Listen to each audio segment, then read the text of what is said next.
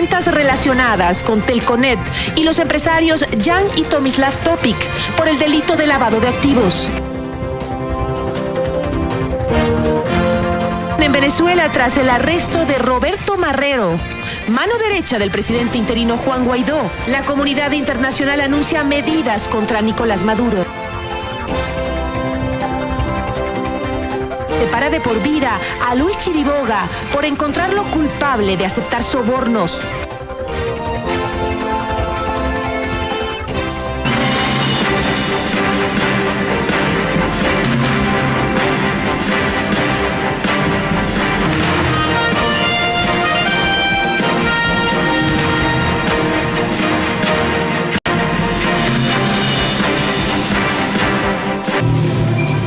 Gracias, ¿cómo están? Buenas tardes. Después de que el Pleno del Consejo Nacional Electoral no lograra aprobar una resolución para definir cómo contabilizar el voto nulo para el Consejo de Participación Ciudadana y Control Social, debido al repentino cambio de idea de la presidenta Diana Tamaín, quien se abstuvo en la votación, esto pasó al Tribunal Contencioso Electoral. Veamos más detalles en el siguiente informe. 3 días antes de las elecciones, todavía se mantienen las mismas reglas para contabilizar los votos nulos para el Consejo de Participación Ciudadana y Control Social, es decir, como se ha venido realizando en los últimos años. El tema va a quedar como siempre ha sido, es decir, una papeleta anulada es un voto anulado. Esto después de que el Pleno del Consejo Nacional Electoral no tuviera los votos necesarios para aprobar la resolución que impulsaban 2 consejeros y en su momento la presidenta, que a última hora decidió abstenerse.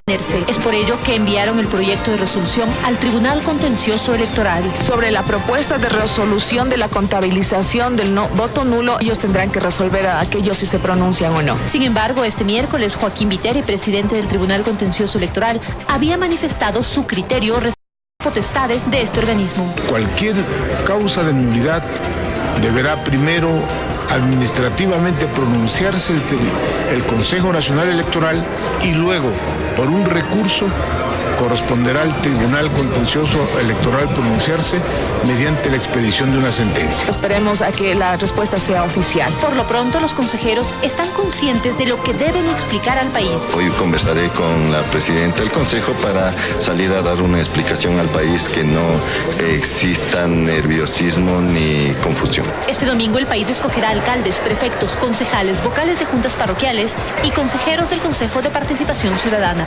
Desde el Tribunal Contencioso Electoral anuncian que a las 4 de la tarde darán una conferencia de prensa en la cual se pronunciarán respecto a la suerte del voto nulo. Este es nuestro informe, ahora siguen ustedes con más en estudios. Ecuador entró oficialmente en la recta final de cara a las elecciones de este 24 de marzo, con el inicio del voto de las personas privadas de libertad. El proceso se inauguró esta mañana en los 40 centros de privación de libertad en todo el país. Son 9.713 personas privadas de libertad sin sentencia condenatoria ejecutoriada, las habilitadas para sufragar. La presidenta del Consejo Nacional Electoral, Diana Tamaín, inauguró los comicios en Pichincha. Pues se trata de garantizar el derecho al voto a todas y a todos los ecuatorianos. En Guayas se encuentra la mayor población de PPL de todo el país. Aquí la jornada inició pasadas las 8 de la mañana.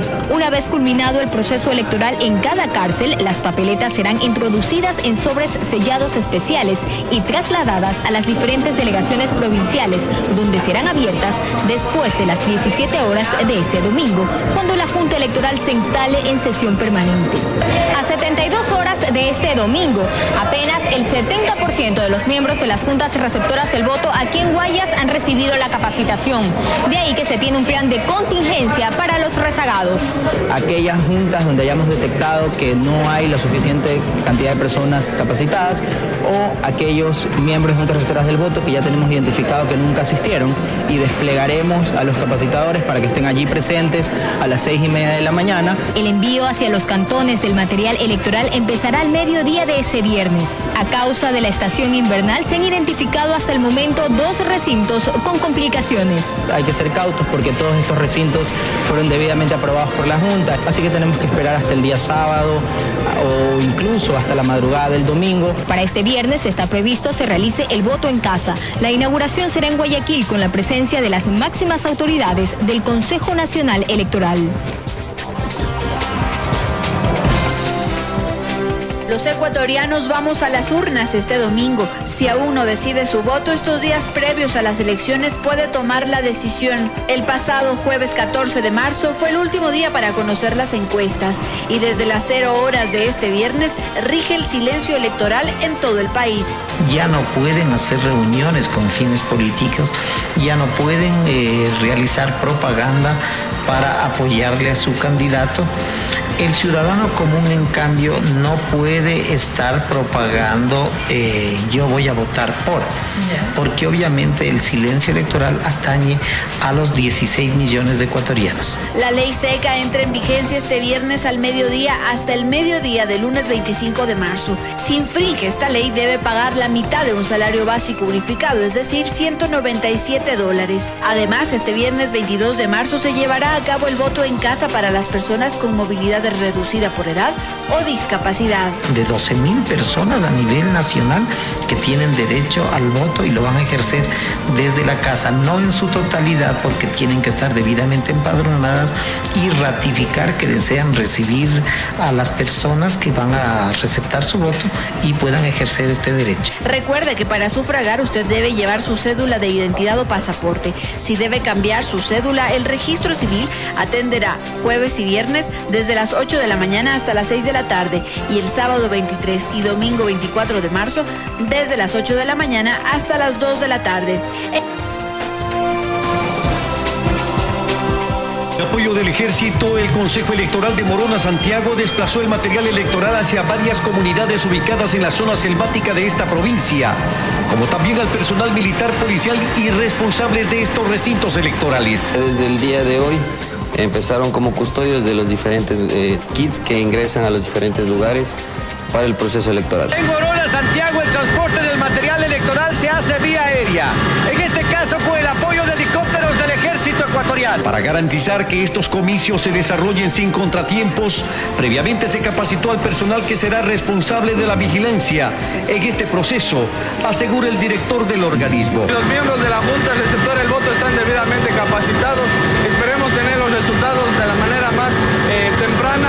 Tenemos 175 recintos distribuidos en la provincia de Morona Santiago, la segunda provincia más extensa del país en territorio. Luego de cumplir con la distribución de los kits para estas elecciones, la Junta Electoral procedió este viernes a realizar las votaciones en el Centro de Rehabilitación de Macas, en la que se confirmó que 63 privados de la libertad estaban habilitados para cumplir con este acto cívico. Acabamos de iniciar hoy las elecciones en Morona Santiago, aquí en el Centro de Rehabilitación Social de Macas. Se ha iniciado un proceso con normalidad, tenemos 63 votantes de entre los PPL. Así se cumple en esta provincia oriental el proceso electoral. En Macas, Morona, Santiago. La provincia con mayor número de candidatos a las elecciones seccionales le dice adiós a la campaña. La agenda para hoy es intensa en Guayas. Sin embargo, hubo quienes decidieron adelantar sus cierres de campaña. 6 de los 17 candidatos a la alcaldía de Guayaquil lo hicieron ayer e incluso el fin de semana pasado.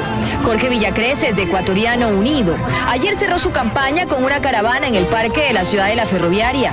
Gino Cornejo, de Adelante Ecuatoriano Adelante, lo hizo el domingo en El Triunfo. Simón Bolívar, de Alianza País, realizó ayer una concentración en el suburbio.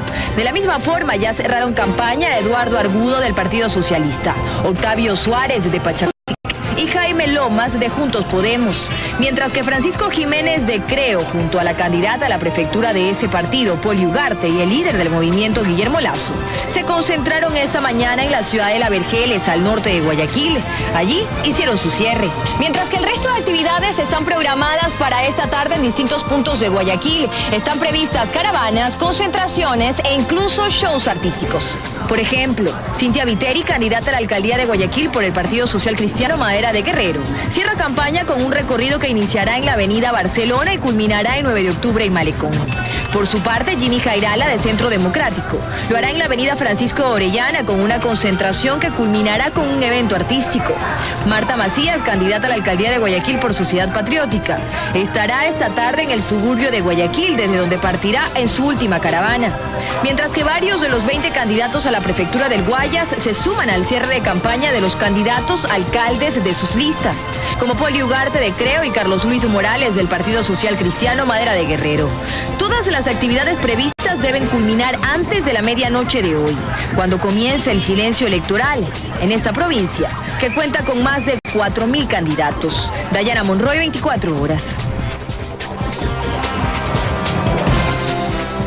Fiscalía analiza los movimientos financieros de 30 cuentas relacionados con Telconet, los empresarios Jan y Tomislav Topic, Glory International y otras personas dentro del delito de lavado de activos por la construcción de cableado submarino para la transmisión de datos. Así lo dio a conocer el fiscal que lleva el caso, Richard Alvarado.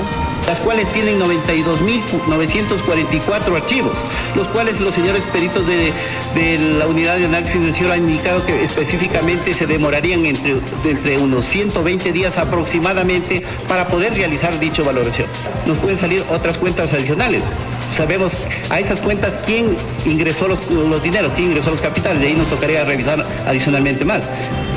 A pesar de que Tomislav Topic ya entregó los 13,5 millones de dólares al Estado ecuatoriano, las medidas cautelares a los fondos de Telconet se mantendrán. Lo que se levantaría sería el sistema, la forma o manera de cobro, porque ya no había la necesidad de que el señor juez mantenga los oficios que se giraron al sistema financiero nacional. Pero la medida cautelar se mantiene, porque al levantarse la medida me quedaré sin acto urgente.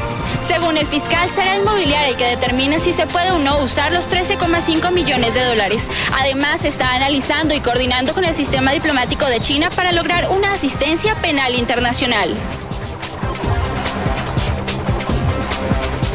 Tener pronunciamiento favorable de la Defensoría del Pueblo y del Consejo de Participación Ciudadana de Transición, que en informes por separado aseguran que sus derechos de participación fueron vulnerados cuando se les negó la consulta popular. El Consejo de Participación Ciudadana pide al Consejo Nacional Electoral que dé el dictamen favorable para que se lleve a cabo la consulta popular que nos robaron en el 2014. Se pide a la Contraloría que investigue cómo se manejaron los fondos en cuanto a esta verificación de firmas. También dispone a la Secretaría del Consejo de Participación Ciudadana llevar a cabo el proceso ante la Fiscalía. Pedro Bermeo, uno de los representantes del grupo, aseguró que hace 5 años el CNE anuló la consulta popular bajo el argumento de que no habían completado las firmas necesarias del padrón electoral. Agregó que entregaron más de 757.000 firmas y se anularon más del 60% de las rúbricas. Se anularon las firmas porque el gramaje del papel no era el adecuado. En vez de escribir con esfero azul, se escribió con esfero negro, es decir, cuestiones totalmente de forma. Con esta resolución, el colectivo Yas Unidos espera que el CNE dé paso a la consulta popular a la brevedad posible. Esto tiene que pasar a la Corte Constitucional. Les pedimos que se pronuncien lo más pronto posible porque han pasado 5 años. La garantía de la participación ciudadana a través de una consulta popular está consagrada en el artículo 104, inciso 4 de la Constitución. Eran cerca de las 2:24 de hoy cuando los agentes del SEBIN ingresaron de forma violenta a la casa del diputado opositor Sergio Vergara. Les repetía que estaban violando un derecho constitucional como es el de la inmunidad parlamentaria y que de ninguna manera tenían por qué obedecer órdenes inconstitucionales. Les repetí una y otra vez a los funcionarios que entraron más de 15 a mi vivienda encapuchados, que lo que estaban haciendo era inconstitucional y que no estaban obligados a cumplir estas órdenes. Tras este allanamiento acudieron a la vivienda del abogado Roberto Marrero, quien se desempeña como jefe del despacho del presidente interino Juan Guaidó, y lo detuvieron. Me gritó que le habían metido 2 fusiles y una granada. Ellos lo mandaron a callarse. Y lo hacen para tratar de amedrentar a nuestro presidente, pero ni esto va a hacer que nosotros demos un paso atrás. Rápidamente Guaidó denunció el hecho en redes sociales para conseguir el apoyo de la comunidad internacional y ya en la mañana dio declaraciones y aseguró que este es un nuevo secuestro perpetrado por el gobierno de Nicolás Maduro. Porque si es para detenerlos, sepan que vamos con el doble ahora de esfuerzo. Mientras tanto, algunos países aliados a Guaidó reaccionaron. Esperamos que sea liberado en las próximas horas porque ese tipo de prácticas de la dictadura no pueden seguir ocurriendo. Chile también rechazó estos actos, pero fue Panamá quien realizó una seria amenaza. De no ser liberado de inmediato Roberto Marrero, jefe del gabinete del presidente de Juan Guaidó, el gobierno de la República de Panamá tomará medidas concretas en contra de la violación a la libertad por parte del régimen de facto en Caracas. Hasta ahora se desconoce el paradero de Marrero y el régimen de Maduro ha mantenido silencio al respecto. caso Lava Jato, considerado como el mayor escándalo de corrupción relacionado con la petrolera estatal Petrobras y por el que ya está preso el expresidente Luis Ignacio Lula da Silva. Según la investigación, Temer habría recibido coimas por parte de varias empresas, entre ellas Odebrecht. En las aguas del río Tigris, en la ciudad iraquí de Mosul. Según un primer informe, la mayoría de los pasajeros eran padres y sus hijos que realizaban un viaje turístico y aparentemente se accidentó por exceso de ocupantes. Las autoridades indicaron que hasta el momento 30 personas han podido ser rescatadas con vida.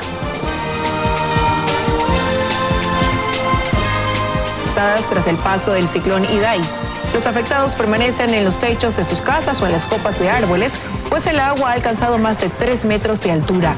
Mientras tanto, la ONU asegura que son cerca de 2.8 millones de afectados en ese país, en Zimbabue y Malawi. De su lado, quienes se encuentran en los albergues realizaron una protesta porque denuncian que la ayuda internacional no llega.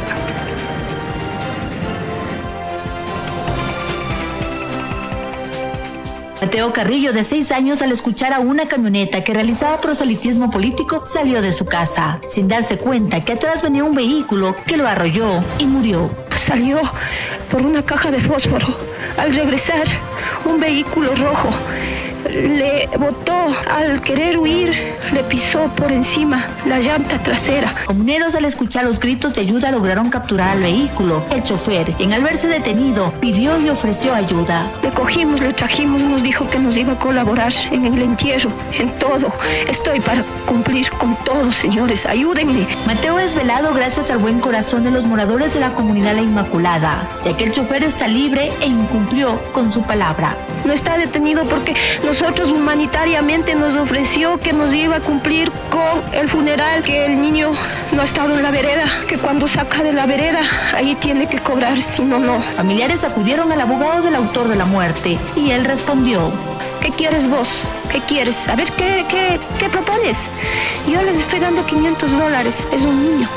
No es un perro para que venga a poner precio. Nuestro equipo trató de entrevistarlo, pero esta fue su reacción. Que yo ya soy una autoridad y no, yo no soy ninguna autoridad en relación a eso. Mateo tendrá una misa y una bóveda gracias a la solidaridad de su comunidad. O sea, sin una misa, sin un traslado, ¿cómo van a tener el cuerpo hasta que a ellos les dé la gana de solucionar? En Río. Acá fue el punto de encuentro entre el menor y su madre, luego de 45 días de sufrimiento e incertidumbre. Lo importante es destacar la labor de Interpol con esa notificación amarilla que se pudo dar para poder ubicar a ese joven y entregárselo a su familia sano y salvo. El menor de 17 años padece de discapacidad intelectual y desapareció de Pozorja en la costa ecuatoriana, donde residía y estudiaba hasta que un migrante venezolano se lo llevó con engaños. Le había dicho que él tenía finca, tenía almacén de repuesto, de ropa, le ha dicho un poco de cosas que supuestamente lo llevaba a trabajar a Venezuela. Pero ya en el límite entre Colombia y Venezuela lo abandonó no sin antes despojarlo del poco dinero que tenía. Que luego en la terminal el amigo dijo vamos a cambiar los dólares porque Ecuador maneja dólar y ya se perdió y lo dejó. La denuncia de la desaparición fue presentada en Guayas, donde se activó la alerta amarilla de Interpol con resultados positivos. A uno de sus miembros policiales y las coordinaciones con policías extranjeras, en este caso con Colombia, te damos la bienvenida. El menor retorna con la madre a su tierra natal, tratando de olvidar esta mala experiencia que afortunadamente no llegó a mayores. En Rumichaca, Jairo Jacomer. Se dictó sentencia en un caso de femicidio que conmocionó al sur del país el pasado 4 de mayo del 2018, cuando se encontraron los restos sin vida de Jacqueline, una mujer de tan solo 23 años de edad, encontrada en el sector de Chonta Cruz, en la ciudad de Loja. Un día después se identificaron también los restos de su hijo, un menor de tan solo 1 año de edad, en el sector de la Tenería Vía Cuenca. Joe Michael, conviviente de Jacqueline y padre del menor, fue capturado y acusado por las pruebas que lo vinculaban como presunto autor de este fatal femicidio que tenía como agravante el haber descuartizado a la víctima. Efectivamente, Fiscalía determinó en primera instancia el femicidio, la acción de femicidio que se dio como resultado de una relación de pareja desigual en la que se vivía un círculo de violencia de género, consecuencia de lo cual se mató a una mujer producto de esta relación de poder. Posterior a ello, y en una acción diferente, se mató también a su hijo, que era un infante, y ante ello Fiscalía investigaba y acusaba un delito de asesinato. El Tribunal Único de Garantía Penal de Loja ha declarado culpable a Joe Michael por este atroz asesinato y deberá cumplir con la pena máxima de 40 años de cárcel. Efectivamente, Fiscalía probó en audiencia de juicio que existían 2 delitos agravados y el tribunal aceptó esa tesis, sentenció. Como les había indicado, por concurso real, la pena máxima aceptada en el país es de 40 años, que es la que se ha impuesto en esta ocasión. Con cámaras de Alejandro Fierro, María del Rocío Coronel.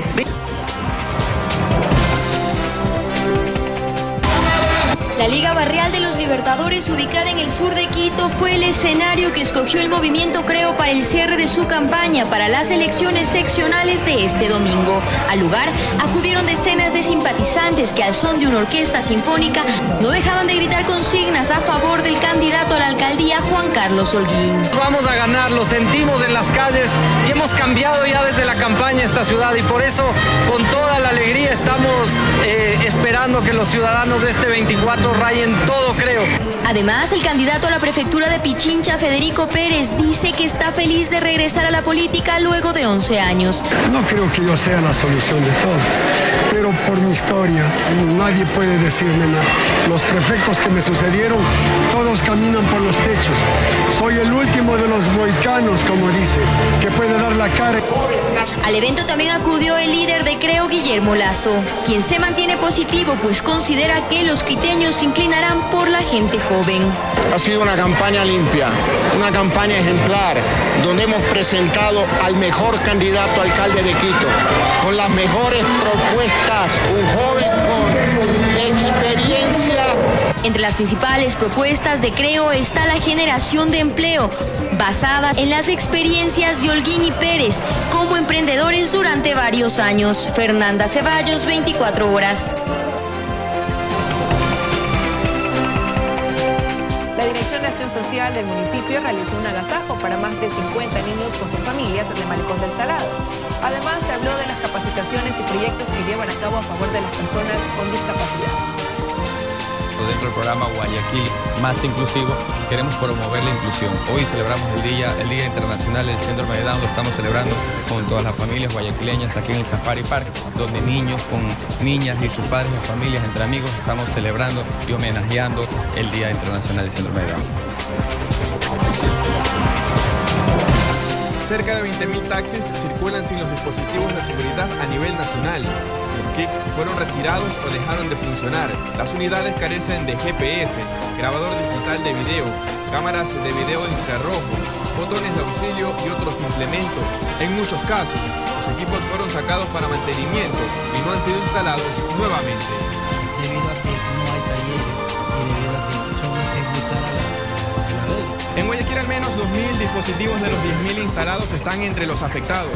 Una de las causas, dicen, es la ubicación del equipo. Tenemos cientos, miles de compañeros que andan con sus equipos dañados.